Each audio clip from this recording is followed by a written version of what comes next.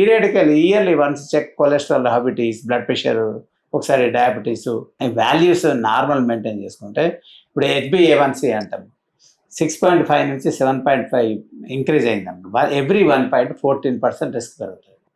Suppose 6.5 ఉన్నది 8.5కి వెళ్ళింది, 28% risk is going to add. ఇప్పుడు మన 7.5 ఉంది, you reduce it to 6.5, you are eliminating 14% risk. అందురించి అంటే you target that your HbA1c in the normal range, your blood pressure is in the normal range, your sugar levels and lipid levels, LDL, Indian male we always insist LDL should be below 70. Already angioplasty అయింది below 50 అంటాం, already bypass అయింది below 40 అంటాం. It is depends upon the which patient we are డీ. Like angioplasty అయిన patient, MI వచ్చిన patient, primary prevention, without attack, దాన్ని బట్టి level change అయింది. అంటే ఇప్పుడు సపోజ్ ఆల్రెడీ బైపాస్ అయింది, దట్ మీన్స్ 3 వేవ్స్ బ్లాక్స్ ఉంటాయి కదా. డిసీజ్ ఎక్కువ కాబట్టి you aggressively control so that it will not progress further.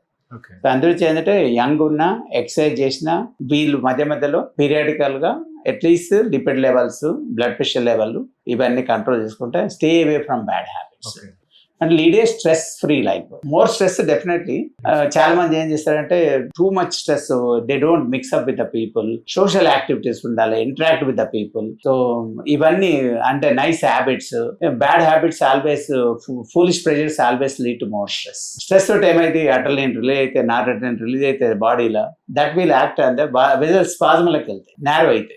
ఇవన్నీ సైడ్ ఎఫెక్ట్స్. 62 లక్షల మంది ప్రజల్లో మెడ్ప్లస్ బ్రాండ్ మెడిసిన్స్ కి మారడం వలన 915 కోట్ల రూపాయలు సేవ్ చేసుకున్నారు. అదే మెడిసిన్స్, అదే క్వాలిటీతో 50 to 80% డిస్కౌంట్లు.